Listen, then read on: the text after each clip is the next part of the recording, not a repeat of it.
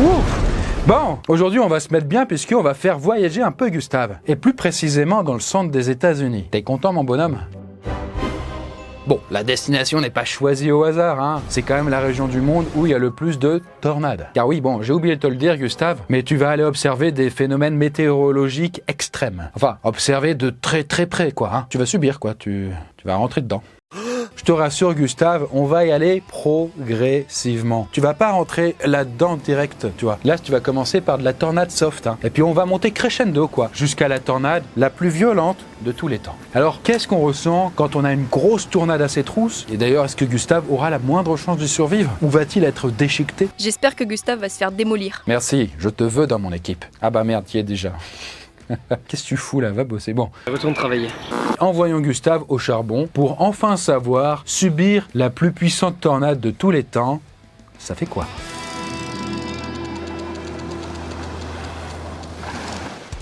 Bon. Bah Gustave, je te propose une petite EF0 pour te mettre en jambe. EF0. Alors oui, EF0, c'est une unité de mesure et qui indique là les tornades les plus faibles. Et ça va jusqu'à EF5 pour les plus destructrices. Et je précise que cette échelle de gravité, de tornade, s'appelle l'échelle de Fujita améliorée. En tout cas, avec une EF0, ça souffle déjà pas mal puisque ça provoque des vents dans les 110 km/h.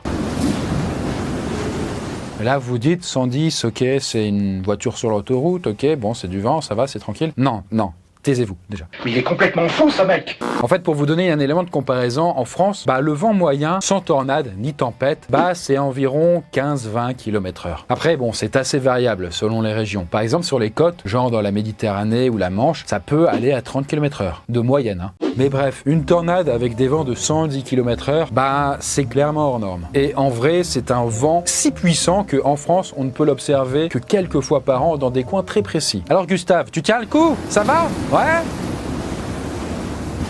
Fais gaffe Gustave, mais là il m'entend pas. Bon écoutez, c'est pas grave, parce qu'un vent de 110 km/h, ça peut blesser. Alors après c'est pas l'apocalypse, hein, mais ça peut déjà provoquer des petits dégâts. Comme par exemple faire tomber des cheminées, des enseignes, même des antennes de télé. Voilà, des trucs assez gros mais qui sont assez légers et qui peuvent facilement ployer. Et même si c'est marginal, eh bien quelques arbres peuvent tomber. Notamment ceux qui ont leurs racines déjà très en surface et qui sont morts. Bref, un vent de cette intensité, ça peut vous tuer si vous êtes au mauvais endroit au mauvais moment. C'est pour ça que Gustave, je te conseille quand même de te mettre à l'abri. Parce que si tu meurs maintenant, écoute, la flemme de te ressusciter, quoi. Il t'en reste encore plein d'autres, quoi. Bon, là, cette fois-ci, c'est parti pour la tornade EF1. Et là, ça va souffler dans les 160 km/h. Bon, est-ce que vous avez déjà sorti votre main par la fenêtre de la voiture sur l'autoroute ? Ouais, et c'est violent. Eh bien là, ça va être encore pire pour Gustave, parce que si sur l'autoroute, vous roulez à donf et que vous êtes à 130, là, c'est 30 km de plus.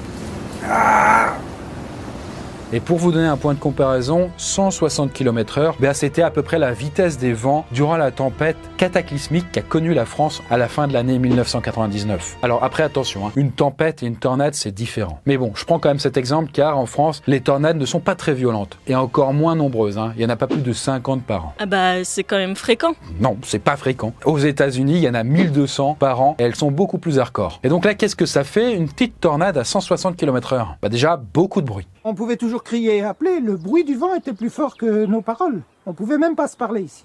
Et donc oui, certains témoins de la tempête se rappellent d'avoir vu des oiseaux se déplacer en marchant car il leur était impossible de voler. Ça doit être super chaud quand même à voir, hein. Et au niveau des dégâts, il y a beaucoup plus d'arbres qui tombent avec des vents de cette ampleur. Par exemple, la tempête en France de 99, qui avait une force équivalente, hein, en a couché 140 000. Rien qu'à Vincennes et Boulogne. Et regardez que c'est tout petit par rapport à la France, hein. Donc ouais, c'était vraiment très violent. Et en vrai, c'était tellement hardcore que la France a perdu 1/10 de ses forêts en seulement 2 jours. Et là, je vous laisse admirer l'état du parc du château de Versailles après le passage de la tempête.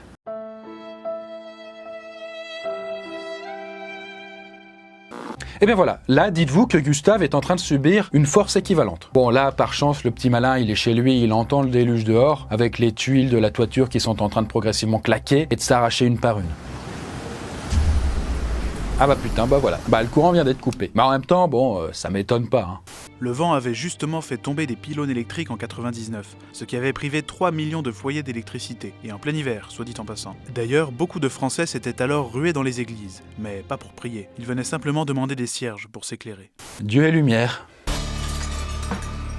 Ah, bah voilà, tiens, en parlant de ça, je viens d'entendre que le vent vient de péter les vitres de Gustave. Bon, du coup, si on résume, le voilà dans une maison au toit partiellement arraché, aux vitres brisées et sans électricité. Et de là-dessus, bah courage pour lutter contre le froid, Gustave. Chris, pourquoi est-ce que Gustave est pas mort ? En 99, il y avait eu des maisons effondrées et 60 morts. Bon, bah allez, moi aussi je me réfugie, hop là.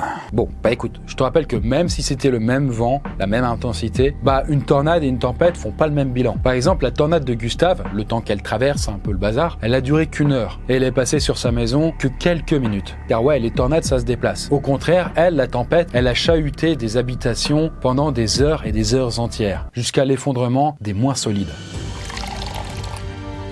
Là, on commence à plus rigoler, puisque avec la tornade EF3, ça va souffler à 250 km/h. Et oui, du coup, on est passé de la EF1 à EF3, car bon, voilà, à un moment, faut aller vite. Voilà, j'ai trop hâte que Gustave s'envole.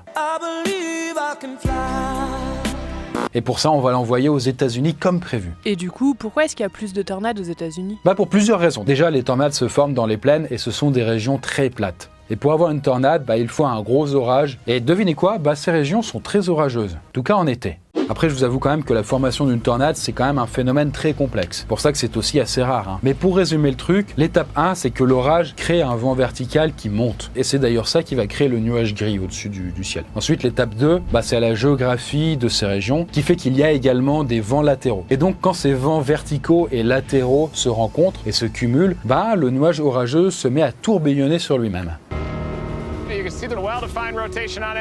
Et ce gros nuage qui tourbillonne, ça s'appelle un mésocyclone. Et lorsque vous en voyez un, ça pue un peu du cul. Mais il manque encore un ingrédient pour notre tornade. Pour l'instant, on est à l'abri, car le nuage est au-dessus de nos têtes. Mais parfois, le nuage va se refroidir très vite à cause de la pluie. Et comme l'air froid a tendance à aller vers le bas, parce qu'il est plus lourd que l'air chaud, ça crée un vent descendant qui nous ramène tout simplement le tourbillon dans la gueule. Et c'est comme ça que vous voyez, avec l'étape 3, la tornade qui descend jusqu'à vos pieds. Et là, il y a tous les ingrédients pour que ça puisse vous tuer. Et d'ailleurs, Gustave va bientôt pouvoir en attester. Et bien voilà, une tornade se forme. Alors là, l'idéal pour survivre, c'est de se barrer. Mais si t'es trop proche, le souci c'est que t'es pris dans l'orage et que tu vois rien à cause de la pluie, comme Gustave. Et puis, les tornades peuvent se déplacer très vite. Au maximum du maximum, par exemple, elles vont à 90 km/h. Mais leur vitesse moyenne, c'est 30 km/h. Donc ça va à peu près aussi vite que quelqu'un qui court très vite, quoi. Ce qui fait donc qu'elles peuvent vous rattraper. Et là, je parle pas de la vitesse du vent qui tourbillonne dans la tornade elle-même, mais bien de la tornade qui se déplace. Et là, Gustave, elle t'arrive en plein dessus. Donc c'est un peu trop tard pour te barrer. Là, le mieux, c'est que tu te gares à un endroit où il n'y a pas d'arbres et pas de ligne électrique, histoire de pas te faire écraser. Et là, Gustave, je te suggère quand même de t'accroupir parce que les vitres vont être cassées. Alors non pas par la force du vent, mais à cause des débris qui sont emportés et qui vont faire comme des balles qui vont venir les éclater. Pour éviter que tu te reçois ça dans la tronche. Alors, je ne vous cache pas quand même que je suis un peu inquiet pour Gugus parce que les tornades EF3 peuvent faire s'effondrer les bâtiments légers. Ils peuvent même renverser des trains et même soulever, voire même déplacer des camions. Et bon, là-dessus, apparemment, Gustave a eu de la chance, car à côté de lui, il y avait un immeuble très solide qui a fait office de coupe-vent. Et là-dessus, les probabilités pour que sa voiture reste debout étaient quand même minces. Mais miraculeusement, elle n'a pas une égratignure. Fou, quel beau gosse. Mais qu'ai-je fait pour être si BG ? Mais voyons maintenant comment Gustave gère l'intensité supérieure. Là, on rigole plus du tout parce qu'une tornade EF4, ça ressemble à ça. Et là, on a des vents qui vont à environ 300 km/h. Je vous laisse même constater la vitesse de déplacement de la tornade. Mais il est taré le mec qui filme. Pas tant que ça, Il est un peu fou, certes, mais comme on le voit, la tornade se déplace de gauche à droite, et c'est bon signe, car si elle se déplace latéralement, c'est qu'a priori, elle ne vous fonce pas dessus. Bon, en tout cas, je vous propose d'envoyer cette petite tornade pas piquée des hannetons sur l'hôtel de Gustave. Ça, je peux vous dire que c'est pas piqué des hannetons. Bon, je vous préviens quand même que ses chances de survie sont quand même extrêmement minces. Les EF4 sont capables de raser des vraies maisons bien dures et bien solides. Là, autant vous dire que s'il y a une bagnole, elle est carrément aspirée et soufflée à distance. En fait, n'importe quel objet devient potentiellement un projectile, qui peut être balayé et atteindre des centaines de kilomètres/heure. En fait, là-dessus, seuls les immeubles ou les maisons très robustes, y compris les bunkers, peuvent rester debout. Mais ils auront les vitres cassées, les gouttières et les cheminées arrachées, et le toit défoncé quand même. Voilà. Ceci étant dit, voyons si Gustave est toujours en vie. Gustave ? Gustave ? Je crains le pire. Hop, hop, hop, le petit tricheur dit. Bon, ok, bon, c'est pas grave, hein, Gustave. Il est dans un abri souterrain. Et comme il y en a beaucoup aux États-Unis, hein, j'en profite d'ailleurs pour vous dire que c'est l'un des meilleurs moyens de se protéger. Et Gustave a eu le bon réflexe. Et bah, pour ceux qui n'ont pas de sous-sol, bah, le plan B, c'est de se réfugier dans une pièce de préférence sans fenêtre et au rez-de-chaussée. Pourquoi au rez-de-chaussée? Bon, bah, écoute, bah, c'est pour éviter de t'envoler, hein. Grand fou, va. T'es un malade, Bernard. Un malade. Et oui, bien souvent des vitres cassent en premier et la pression de l'air s'accumule dans les maisons jusqu'à en faire sauter le toit, comme un bouchon de champagne. C'est pour ça qu'il est prudent d'être le plus loin possible du toit et le plus près du sol. Bon, c'est vrai, c'est vrai. Et d'ailleurs, petit conseil d'amis, mettez-vous sous une table solide. Au cas où, bah, on ne sait pas, une partie de votre maison s'effondre sur vous. Ça peut sauver une vie, oui. Et cette tornade EF4, qui est d'une force destructrice inouïe, eh bien, rien qu'aux États-Unis, il y en a une 20aine par an, sur les plus de 1000 qui touchent le pays. Et du coup, sur ce, bah, avec ces beaux conseils, Gustave, comme il est malin et qu'il n'est pas mort, hein, surtout, bah, c'est parti pour la tornade la plus puissante de tous les temps. Et cette fois-ci, je t'interdis d'aller dans un abri. Hop, hop, hop, vous entendez cette sirène ? Eh bien, elle a retenti à proximité de la ville de El Reno, dans l'Oklahoma, et ça, c'était le 31 mai 2013. C'est très flippant. Et ce son, il était utilisé pour alerter la population qu'une tornade était imminente. Elle est toujours utilisée, hein, d'ailleurs. Et là, bah, il y a deux types de réactions. La première, c'est celle des gens raisonnables, qui vont se cloîtrer, direct. Hein. Et la deuxième réaction, eh bien, c'est celle des chasseurs de tornades, qui vont se rapprocher au maximum de l'orage pour voir le phénomène de près, et aussi pour le photographier, le filmer, quoi, mesurer la vitesse des vents. Et ces trois types-là, vous voyez, ils ont choisi la deuxième option. Et en tant que passionnés de météo qui se respectent, eh bien ils sont partis chasser la tornade. Et Gustave, bon gré mal gré, il va avec eux pour revivre cet orage incroyable. Alors rapidement, notre équipe de casse-cou a constaté que cette tornade était différente des autres. En fait, ne serait-ce qu'au niveau de sa taille. Parce que d'habitude, les tornades mesurent quelques centaines de mètres au maximum. Mais celle-ci, elle mesurait plus de 4 km de diamètre. 4 km, c'est quand même gigantesque sa race. Là, prenez par exemple la ville de Lyon. Vous voyez, nous, on est situé sur la presqu'île. Eh bien voilà 4 km que ça représente. C'est quand même une grosse partie de Lyon, quoi, vous voyez. Et l'autre particularité de cette tornade, c'était la vitesse démentielle de ces vents, qui ont atteint les 475 km/h. Et là, du coup, puisque je n'en ai pas encore parlé, il faut que je vous dise deux mots sur la vitesse du vent. En fait, le vent, quand vous doublez sa vitesse, typiquement, si le vent va à 50 km/h ou 100 km/h, à 100 km/h, il n'est pas juste 2 fois plus fort. Il n'est pas non plus 4 fois plus fort, mais il est 8 fois plus fort. Et c'est pour ça qu'en fait, la moindre petite accélération du vent a des conséquences assez hardcore. Et d'ailleurs, c'est le même phénomène pour les éoliennes. Si vous avez un vent qui souffle 2 fois plus, bah c'est bénéf pour l'éolienne si elle est capable de le supporter, puisqu'elle pourra générer, grosso modo, 8 fois plus d'énergie. Mais bref, dans le cas d'une tornade, bah ça fait que sa force destructrice est elle aussi totalement exponentielle. Bref, pour en revenir à El Reno, bah c'était une tornade rapide, violente et énorme. Et ça fait 3 raisons de se méfier plus que d'habitude. Et ça, ce n'est pas ce que notre équipe de chasseurs a choisi de faire, parce qu'ils se sont malheureusement rapprochés trop près de l'orage. Et je vous laisse admirer le monstre.